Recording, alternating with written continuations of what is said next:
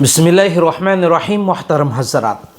ngasi aikoina nainagadoriba topic asina adugumlaba sadaqatul fitr gi matangdane aikoina fitra pi baina khannaridana sigi matangdane tentak bane aikoina nainagadoriba se fitra pi ga doriba si karam pottano sida ahan banaina se pi ga doriba si pot am manga dane aikoina khallisina somna khakinga handaki fitra kaya tare fitra adu tare loire si khakdane aikoina khannariba se pollen करम करम पोत तगी पीरी बनो करी मरम की पीरी बनो से इखोई अम्म fob खंग मनते अदुने बंगसी नै नगा दोरी बसे अम्मसु फितरा कया ताबनो हाइबेगी मतंग दने अहान बदा इखोइना पीगा दोरी बो पोलम सिंगसी फितरा पीगा दोरी बसी पोलम मंगा ने ना हाइरे बो पोलम सिदा अहान बदा गेहूगी ममल ने इखोइना मणिपुर दा अयाम बना कयानो फितरा तारी बसी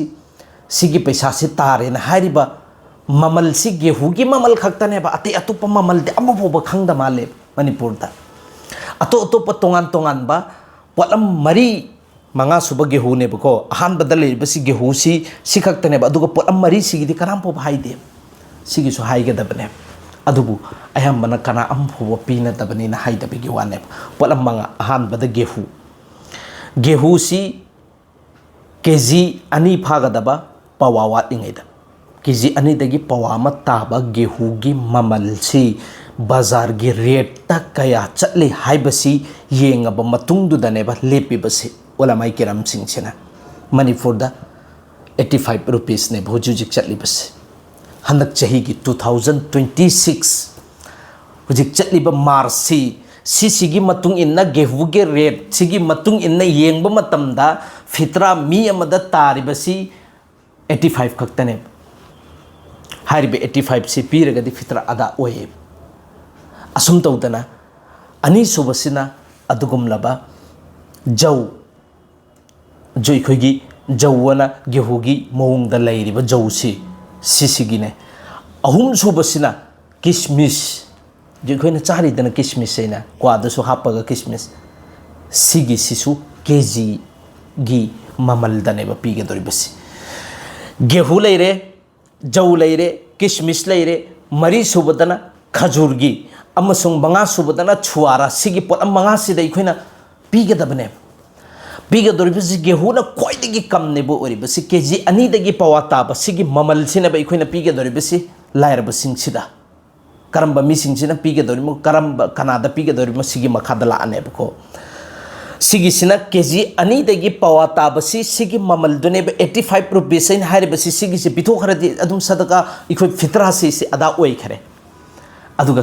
करिगुंबा जौदी येंगोरगना खितंग ताखलकनेबा अमकसु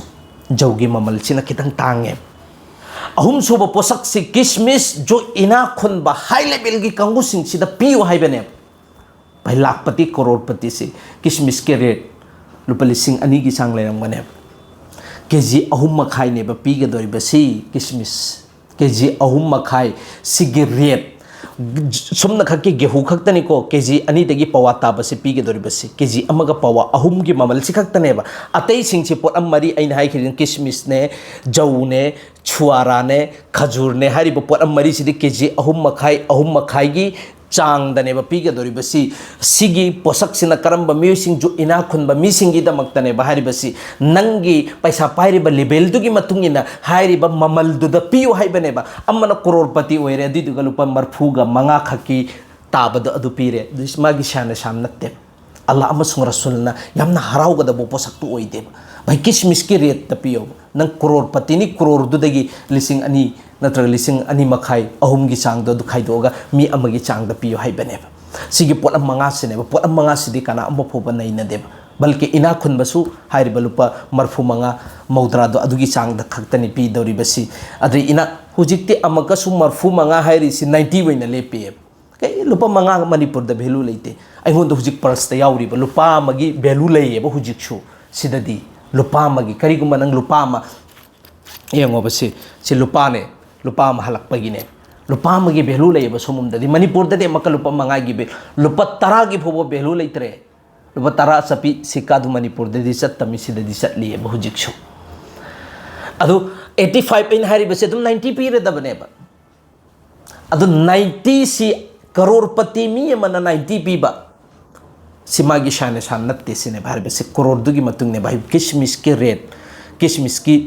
केजी दा कया पीबनो मार्केट ता हंगो अदुगी रेट तो अदुगी पैसा होइना पियोबा किशमिश तुदी करी तौननी पीरुगा क्वाद हाप हाप सागद गायरे अदु सरुपुदी पैसा दोइना पीरगा लैरिबा लायरबा सिंगदु अदु सिंगदु काना खिसनु मखोइद नुंगाइतब इखोइसु करिगुंबा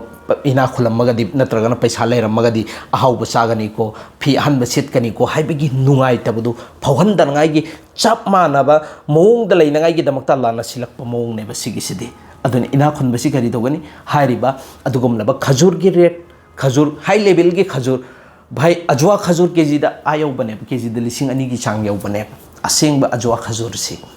अदुमैना खजूर की कोई कैटेगरी सिसु तोंगान तोंगान लैबने अदु नंगी हेसेतु की मतुंग इना हारिबा ममल सिंगदु लायरब सिंगसिदा पियु हाइबदुने पीगदोरिसि करी मरम गिनो पीगदोरिबसि मरम खर लेब अहानब मरम सिना कइनो है मतमदा अल्लाहना अदुगुमलबा लायरब सिंगदुदा मखोइगी थमोइ मनुंगदुदा लाकदब नुंगाइतबदु पोक्तनगाइगी चप माननगाइगी दमक्ता मखोइसु हराउबा म फाउनगाइगी दमक्तने पीरिबसे अदुगा अनिसुबदना करिनो हाइब मतमसिदा अदुगुमलबा जो अइना रोजा दिलोइनमक हेलिबने रोजादा गुनासु अयामना तौदे कनामता गुना तौनगाइगी थारक रोजा नत्ते गुना तौदे गुनादगी हिंगबा गाक्तने गुनादगी थापना लैनगाइ होकनबा गाक्तने अदुबु अइने हेनखिरिबा रोजादुदा अकाइबा असोइबा लाकपा तारगा सो हाइरिबा अकाइबा हाइरिबा वाटहौबा नत्रगना अदुदा असोय अंगाम यावबसिंदु अल्लाह तालाना माफी तलाफी तौनगाइगी दमक्तनेबा सदकातुल फितर सि पियु हाइरिबसि सि कानाबा अमना कइनो हाइ मतमसिदा भाई अल्लाह ना अखोइदा प्राउड नेबो ओइरिबसि उल्टा जुर्माना नत्ते को अखोइना सदका पीरिबसि टैक्स पीब नत्ते टैक्स नत्ते बल्कि शुक्रिया अदा तौबगी दमक्ता सदका तौइदना अदुगी मोंगदने सदका फितर पीरिबसि करंबा आइगी लैरिबा मी आइसि इमुंग मनुंगी मीदुगी मैकैतगी अइना आइसि जिम्मेदारी अमनेबो ओइरिबसि इमुंगदुगी आइगी इचा लैरि इचा मंगा तरुक हारिबा इचा मंगा तरुक चाहे नाबालिग ओइगेरा बालिग ओइगेरा अदुसिंगदो आई रेस्पोंसिबिलिटी आइसि जिम्मेदारी अमनेबा मखोइगी अदु मखोइगी मैकैदगिनेबा अइना पीगदोरिबसि भाई पिचसु पिथकपा चाही चुप्पा मपुंची चुप्पा अदुगा अमगसु सदकातुल फितरसु अइना पीरिमेबा सिकरी मरम गेर हाइ मतमदा अल्लाहदा इखोइ शुक्रिया अदा तोरिमेन ए अल्लाह आई इचा मंगानी नहाक नंगासी फोबो पिचरी पिथई चावरे योगे si nahak khakta nang ngamhan bani ko hairi ban nahak nang ngamhan basi gi matungin ai shukriya ada gi tor parda se ai sadaka to thuk chari mi hai bedune se proud ne allah na hairi me se in pichari mi pithai mi se ngamhal li bes ai nani adu sigi shukriya ada to bagi matungin na nang piyu magi nang gi nacha mangasi sidegi piyu sine bahari bas aduna adugum laban nabalik bacha lairiba angang sing du अदुगी मैकई देगी सो अइना पीगदम बालिक की मथक्ता पीबगी कोई दरकार ओइदेबा Mopa mama की मथक्ता मसा खुद वाजिब ओइरबने अदुबु mama नत्र मपा ना अइगी मैकई देगी इसा सिंचिगी पिथोखिगे हाइ तारे अल्हम्दुलिल्लाह पीगदम अंगांग मचा चाहे इत नमा सुंदरगी ममांगदा पोकबा अंगांग दो अदुगी सु पीगदबने सि लोइनमक की पीगदबने अदुगा लैरिबा अचौबा अंगांग सिंग बालिक फारबा अंगांग सिंग दुनै खोइ इसा इसाना पीजगेन हाइरे अल्हम्दुलिल्लाह कैसो अकाइ बेलेति पीजे सनोबा अदु पीगदोरिबसि करम मी सिंगसिना सिगी मतंग सिना अदुगुम लबा साहिबे निसाब ओइरिबा कांगु सिंगदो साहिबे निसाब जाकात की निसाब इखोइना खंगेदना अदुगुम लबा सना ओइरगना सना तोला तरेत मखाइ मोहर तरेत मखाइ दो अदुगी चांग तरेत मखाइ सि लाख तरागा मरीगी मथक यौखरे इखोइगी अदुगुम लबा तोला मोहर तरेत का मखाइ से असुम तौदना अदुगुम लबा चांदीगी लुपासी सिगिसिना यांखैनि थोइ मखाइ तोला सिगी ममल लुपा लिसिंग हुमफुमद्रा मरफु सिगी चांगदा लेरंगनेबको इंडिया दसु हारिबा सिगी ममल से इंगोंद लैरबा जकातना चही फाब दरकार नेबा अदुगा सदका पीब मतमदना फितर सि पीब मतमदना चही फाब दरकार होइदे हुजुजे इंगोंद लैरबा सिगी ममल से दुइ तारगदि बिथोकदबने लैतिरे इसासी हारिबा साइबे निसाब ओइदरे लौरसु कैसो अकाइबा लेतेदना अदुगा करिगुंबा हारिबा फितरा से मी खुदिंगी पीगेना खले अल्हम्दुलिल्लाह मणिपुर ददि लोइना अयाम पिथोकनै लाइरबसु साइबे निसाब ओइबसु ओइदबसु पिनगाइ होतनै सि याम फगरब जाने पियोबा भाई लौबगी कमीसु लेते मणिपुरददी मदरसा कया लेरी मदरसा की मी नहोइना लायरबा मिसिंगदु यौद्रिङै ममांगदा मदरसा मी यौजलानि मदरसाद पीगनो हाइबे नते बल्कि मदरसादसु पीगदबनी नखोइगी लुपादुगी बरकत्तगी हाफिज अमो एरकदोरिबनी नंगी लुपा चामदुगी बरकत्तगी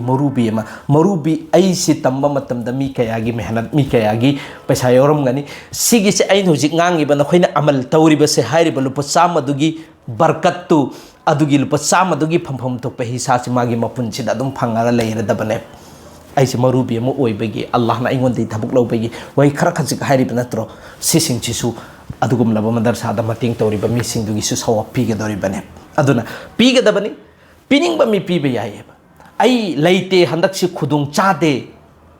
ऐ नुंगाइते ना खल्लेने अदुइ तारगदि मल्लवोब सदकादो अदुना अदुगुम लब मिसिंग जोलाइरबा मिंगोंदैदि ऐ सदा फितरा दरकार ओइ ऐंगोंदा वाजिब ओइरे आई साहिबेनी साप नत्ते अदुना ऐंगोंदा पिफम थोए ऐंगोंदा पैसा लेते ना हाइबे इकाइरिबा मिसिंगदुनसु चंगलगा पियोबा नंगी अदुगुम लबत कैरोइ लाइकाइ थांगनबा मरी मता सिसिंगसिदा लोइनमक्ता पीगदबने अदु सदकातुल फितर करम मतमदा पीगदबन मतम रोजा हेक हरकपदगिना ईद नमाज सोंद्रि फौगी मरक मरक सिदा इखोइ पिहौगदबने करिगुम पीदरेने अदुइ तारगदि मागे आमाल सिंगसे लोइनमक अखोई पल्लग लई फजन मपुंग फाना यौहंदे हाइबगी हदीस लेबने अदुगी नमक्तनेबा पिथोकनरिबसी ईद की ममांगदा करिगुंबा ईद नमाज सोलब मतुंगदा पिथोएना खल्लेने यायबा अल्हम्दुलिल्लाह अदुसु कैसु अकाइबा लेते तबु तबु सवाबतदी कमी लाअगने सवाबता खितंग अवातपा लाअने अदुना अहानबा इखोई करि तवगनी अदुगुम लबा ईद की नुमित हुमनी मरीनी मंगानी वाटलिङैदा पिथोकनागाय होतनगदबने लायरबसिंगदुसु काननागायगी दमक्ता सिगिसेने अदुना पिथोकपगी अमल इबादत हाइबसी सी अल्लाह की मैकीदगी अपाम बनेब अल्लाह दा इखोइना उतलिबनेब ए अल्लाह नाहकना ऐगी इचा मंगा तुरुक सुहल्लेको हुजिफोबो बिचरीको बिथईको हाइरिबा बिचरीबा बिथईबसी नाहकना ngमहल्लिबनिको सिगी शुक्रिया अदा तौर पर दा पीगे अमकसु नीबगी सिस्टम दुदी अल्लाह नाहकना ओहंदे ऐ मिंगोंदा पिथोकपगी ऐंगोंदा अदुगुम लबा तौफिक सिन नाहकना पीनबीबने ऐ पीगे को हाइबदुनेबा ऐंगोंदा अल्लाह ताला ना ऐंगोंदा उतहल्लिबसे अदुना मसीगी थबुक असी यामना फब थबुकनी पीगदबनी थीगदबनी खास तौर पर कराइदा अदुगुम लबा ऐगी मरी मतासिंग ऐंगोंदगी नुंगाइतब थम्मिबा मिसिंगदुसु चलगा थीरगा पियोबा ऐखोइ पन्नमक अमल तौब ngambagi तौफिक पिनो बिबोइसन मसिनी तेंतकपा ऐखोइना नैनरिबसि सिदा ज्ञान तादबा यावरगसु इंशाअल्लाह ताला खै कमेंट गी जरियादगी हंगक्सी अल्लाह ना ऐखोइ पन्नमकपु अमल तौब ngambagi तौफिक पिनो बिबोइसन